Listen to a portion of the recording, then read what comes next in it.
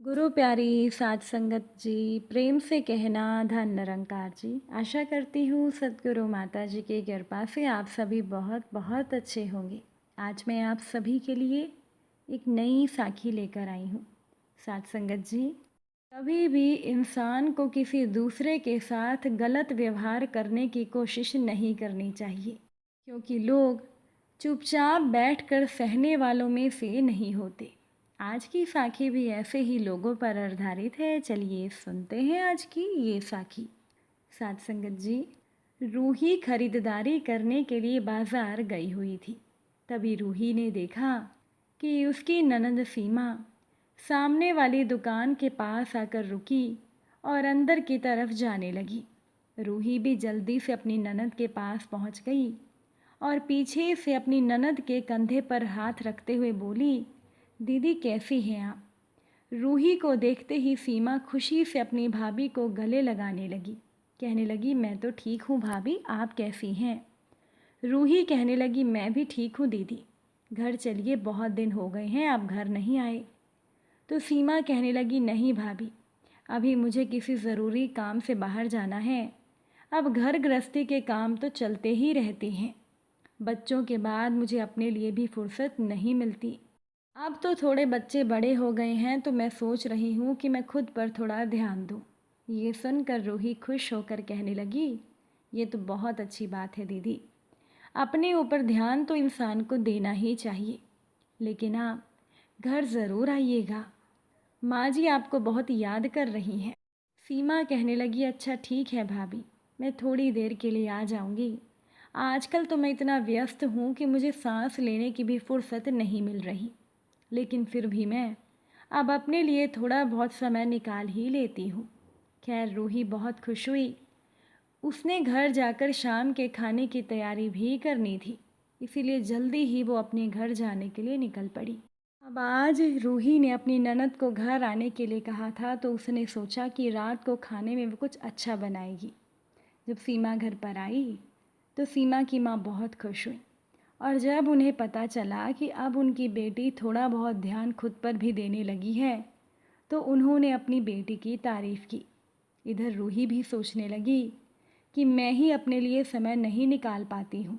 अब मेरे लिए भी खुद पर ध्यान देना तो संभव नहीं है, लेकिन अब मैं भी अपनी दिनचर्या में थोड़ा बदलाव लाऊंगी और सुबह सैर करने के लिए ज़रूर जाऊंगी। अगले दिन रूही ने सोचा था कि वो सुबह सैर पर जाएगी, लेकिन उस बेचारी की नींद नहीं खुली। सबसे बड़ी चुनौती तो उसके लिए सुबह जल्दी उठना ही था, क्योंकि उसे देर रात तक घर के काम ख़त्म करने पड़ते थे। खैर कुछ दिनों की कोशिश करने के बाद वो सुबह 5 बजे ही उठ गई थी। तो उस दिन वो टहलने के लिए निकल गई। जब उसकी सास को पता चला तो वो थोड़ा नाराज़ हुई, लेकिन रूही ने अपनी सास को कह दिया कि मेरा रक्तचाप भी थोड़ा बढ़ा हुआ है और मेरा वज़न भी थोड़ा ज़्यादा बढ़ गया है।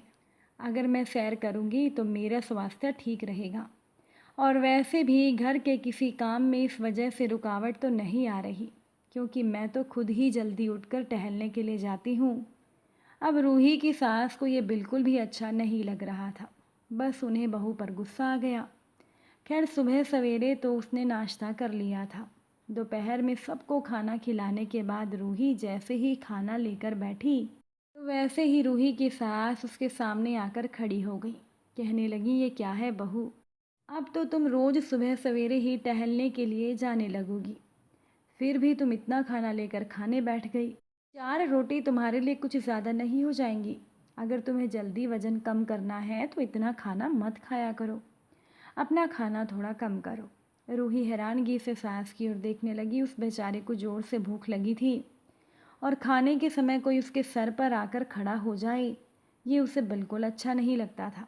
वो धीरे से बोली, माँ जी हम इस बारे में बाद में बात करेंगे, मुझे खाना खाने दीजिए। इतना कहकर जैसे ही रूही ने पहला निवाला तोड़ा, वैसे ही उसकी सास ने गुस्से में कहा, मैं क्या कह रही हूँ, क्या तुम्हें समझ नहीं आ रहा? देखो, एक बात साफ साफ कान खोलकर तुम अच्छे से सुन लो और समझ लो, इस घर में मेरे ही फैसले चलते हैं। एक तो तुमने मेरी इच्छा के विरुद्ध सुबह सैर पर जाना शुरू कर दिया है। रूही बीच में ही बोल पड़ी, माँ जी आपको तो अच्छे से पता है कि मेरा रक्तचाप बहुत ज़्यादा हो जाता है, मुझे थायराइड की भी समस्या है, जिस वजह से मेरा वज़न भी बढ़ गया है। ज़्यादा समस्या ना बढ़ जाए इसीलिए डॉक्टर ने मुझे टहलने के लिए कहा है। अब वैसे भी मेरी शादी को 1 साल हो चुका है। मैं घर को अच्छे से संभाल ही रही हूँ। इस समय के बीच में अगर मैं खुद के लिए आधा घंटा निकाल लेती हूँ तो इससे आपको क्या समस्या है। तो रूही की सास गुस्से में बोली कि घर की बहुएं घर में ही अच्छी लगती हैं, ऐसे सड़कों पर घूमती हुई अच्छी नहीं लगती। तो सास की ये बात सुनकर रूही हैरान हो गई। अभी पिछले सप्ताह जब उसकी विवाहित ननद सीमा ने अपनी माँ को बताया था कि वो भी अब सैर पर जाने लगी है, जिम भी जाती है और अपने पर ध्यान भी देती है, तो उसकी माँ बहुत खुश हुई थी। सीमा की शादी 5 साल पहले हुई थी और उसके पास 2 बच्चे भी थे।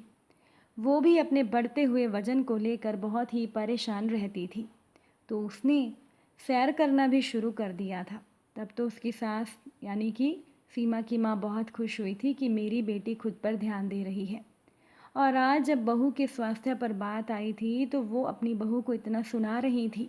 वैसे भी अभी रूही को तेज भूख लगी थी और सुबह के काम ख़त्म करते करते वो थक भी गई थी और उसकी सास अपनी ये बातें लेकर बैठ गई थी। तो रूही की सास गुस्से में बोली, देखो बहू, मैंने नहीं सोचा था कि तुम मुझसे इस तरह से ज़ुबान लड़ाओगी, जवाब दोगी। जो मैंने एक बार कह दिया वो कह दिया। मेरी बात मानने में क्या परेशानी है। मुझे देखो, मेरा भी तो वज़न ज़्यादा है, तो मैं क्या करती हूँ? क्या मैं वज़न कम करने की कोशिश करती हूँ? वज़न कम करने की कोई ज़रूरत नहीं, ये तो खाते पीते घर के लोगों की निशानी है। साथ संगत जी, रूही की सास बोली कि तुम तो वज़न कम करने के पीछे ही पड़ गई हो, इसीलिए मैं तुम्हें खाना कम खाने के लिए बोल रही थी ताकि तुम्हारा वज़न जल्दी कम हो जाए और ये टहलने का नाटक तुम बंद करो। आसपास के लोग क्या कहेंगे कि हमारे घर की बहू यूं ही सुबह सवेरे सड़कों पर निकल जाती है। रूही गुस्से में बोली, माँ जी, ये आप मुझसे किस तरह से बात कर रही हैं कि मैं सुबह सवेरे सड़कों पर निकल जाती हूँ। आजकल तो सभी लोग टहलने जाते हैं और मैं केवल वज़न कम करने के लिए नहीं टहलने जा रही, बल्कि अब टहलना मेरी दिनचर्या का हिस्सा होगा ताकि आगे चलकर मुझे कोई भी स्वास्थ्य संबंधी समस्या ना हो। और मैं तो कहती हूँ कि दिन भर बैठकर सभी से बातों करने से अच्छा है कि आप भी मेरे साथ टहलने के लिए चला करिए, आप भी ठीक रहेंगी। रूही की सास गुस्से में बोली, मेरे स्वास्थ्य को लेकर तुम्हें परेशान होने की कोई ज़रूरत नहीं। मेरा स्वास्थ्य बिल्कुल ठीक है, मुझे टहलने की कोई ज़रूरत नहीं। तू अभी अभी शादी करके आई है और तुझे तो बीमारियां भी लग गई। मुझे देख, मैं कितने सालों से घर को अकेले संभालती आई हूँ, फिर भी मुझे आज तक कुछ नहीं हुआ। ये सुनकर रूही हैरान थी, क्योंकि 2 महीने पहले ही उसकी सास का रक्तचाप इतना ज़्यादा बढ़ गया था कि उन्हें चक्कर आने लगे थे और उन्हें दवाई देनी पड़ी थी। लेकिन अभी रूही सास से बहस नहीं करना चाहती थी, क्योंकि वो अपना खाना खाना चाहती थी। तो इसी वजह से रूही अपनी थाली उठाकर खड़ी हो गई और कहने लगी, माँ जी, मैं अपने कमरे में जाकर खाना खा लेती हूँ। तो उसकी सास कहने लगी, देख लो, तुम उठकर खड़ी हुई और तुम्हारा वज़न कितना ज़्यादा लग रहा है। तुम्हारा तो पेट भी बाहर आ गया है और मेरी नज़र तुम्हारे शरीर की चर्बी पर है। इसलिए आज से तुम्हें 4 की जगह 2 ही रोटी मिलेंगी। भूखी रहोगी तो तुम कम बोलोगी और तुम्हारा दिमाग भी कम चलेगा। अपनी थाली इधर दो, मैं 2 रोटी निकाल लेती हूँ। फिर रूही ने अपनी सास को जवाब देते हुए कह दिया, माँ जी, अगर आपको लगता है कि खाना कम खाने से वज़न कम हो जाएगा, तो आप ये उपाय अपनी बेटी को क्यों नहीं बताती।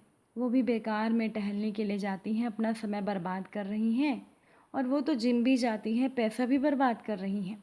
इससे अच्छा आप उन्हें बताइए कि वो कम खाना खाएं, और अगर वो खाना कम नहीं खा सकती तो एक काम करिए, मैं अभी आपकी बेटी की सास को फ़ोन मिला देती हूँ। आप उन्हें समझा दीजिए कि कैसे अपनी बहू के शरीर की चर्बी पर नज़र रखनी है और बहू के खाने पीने पर रोक टोक लगाकर उसके वज़न को कम करना है। अब तो रूही की सास एकदम से चुप हो गई। उधर रूही ने तुरंत ही अपनी ननद की सास का नंबर भी मिला दिया था, जिससे कि रूही की सास थोड़ा घबरा कर कहने लगी, बहू ये क्या, तुम मेरी बेटी की सास को फ़ोन क्यों कर रही हो। मैं उनसे कोई बात नहीं करूँगी। लेकिन तब तक उधर से सीमा की सास ने फ़ोन उठा लिया था। तो रूही ने उन्हें प्रणाम किया, हालचाल पूछा, थोड़ी देर बात करने के बाद फ़ोन रख दिया। जितने भी देर फ़ोन चलता रहा उतनी देर रूही की सांस ऊपर नीचे होती रही। वो इशारों इशारों में बहू को कुछ भी ना कहने के लिए कह रही थी।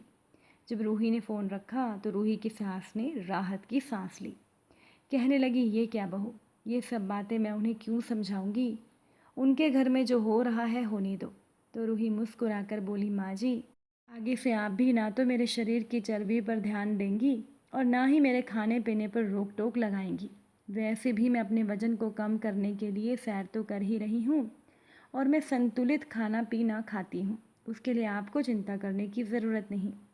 इसीलिए आज के बाद ना तो आप मेरे बढ़ते हुए वज़न को लेकर मुझे ताना देंगी और ना ही मेरे खाने पर नज़र लगाएंगी। अगर आप ये वादा करती हैं तो मैं चुप रहूँगी, वरना मैं भी अपनी ननद की सास को बता दूंगी कि आप मेरे साथ कैसा व्यवहार कर रही हैं और वैसा ही व्यवहार वो भी अपनी बहू के साथ करें। आप तो रूही की सास के पास चुप रहने के अलावा कोई रास्ता नहीं था। वो कहने लगी, मैं तेरे भले के लिए कह रही थी। चल छोड़, तुझे नहीं समझना तो कोई बात नहीं, जैसे रहना है रहो, मुझे क्या। इतना कहकर वो वहाँ से चली गई तो रूही हंस पड़ी। अब जब बात उनकी खुद की बेटी पर आई थी तो रूही की सास के मुंह से एक शब्द नहीं निकला और जब उन्होंने बहू को सुनाना था तो बढ़ चढ़कर वो बहू को ताने मार रही थी। खैर, उस दिन के बाद से रूही की सास समझ गई कि अगर वो बहू के साथ कुछ भी गलत व्यवहार करने की कोशिश करेंगी तो उनकी बहू चुप रहने वालों में से नहीं है और कहीं उनकी लगाई हुई आग, उनका दिया हुआ ताना उनकी बेटी के ससुराल तक पहुंच गया तो कहीं उनके बेटी का जीवन मुश्किल ना हो जाए।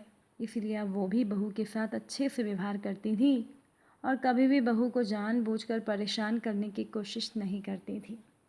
तो साथ संगत जी, अगर आज की ये साखी आप सभी को अच्छी लगी हो, वीडियो को लाइक शेयर ज़रूर कर दीजिएगा। आप सभी से फिर मुलाकात होगी नई साखी और नए विचारों के साथ।